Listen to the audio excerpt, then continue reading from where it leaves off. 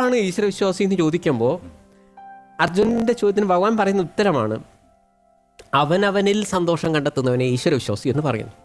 അപ്പോൾ നമ്മൾ അത്രയും കാലം മനസ്സിലാക്കി ഈശ്വരവിശ്വാസി എന്ന് പറഞ്ഞാൽ അമ്പലത്തിലും പള്ളിയിലൊക്കെ പോകുന്നവരും ചന്ദനം തൊടുന്നവരോ അല്ലെങ്കിൽ തൊപ്പിയിടുന്നവരോ താടി വളർത്തലൊക്കെയാണെന്നാണ് ഞാൻ മനസ്സിലാക്കി.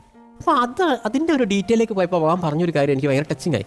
അതായത് ഒരു ഈശ്വരവിശ്വാസി ആരെന്ന് വെച്ച് കഴിഞ്ഞാൽ അയാളെ മറ്റുള്ള ഒബ്ജക്ട്സ് അയാൾക്ക് ഒന്നിനോടൊരു ഒട്ടലുണ്ടാവില്ല. നമ്മളിപ്പോൾ ഓഫീസിലേക്ക് ഇറങ്ങുമ്പോൾ നമ്മുടെ ഭാര്യയായിട്ടൊന്ന് ഉടക്കി ഭർത്താവായിട്ട് ഉടക്കി നമ്മളെ ദിവസം പോയി, എന്നാൽ അവൾ അത് എന്നോട് പറഞ്ഞല്ലോ. അല്ലെങ്കിൽ മോനായാലും മോളായാലും വിചാരിച്ച +2 മാർക്ക് കിട്ടിയില്ല, അടുത്ത വീട്ടിലെ കുട്ടീനെ മാർക്ക് കിട്ടിയില്ല, തീർന്നു.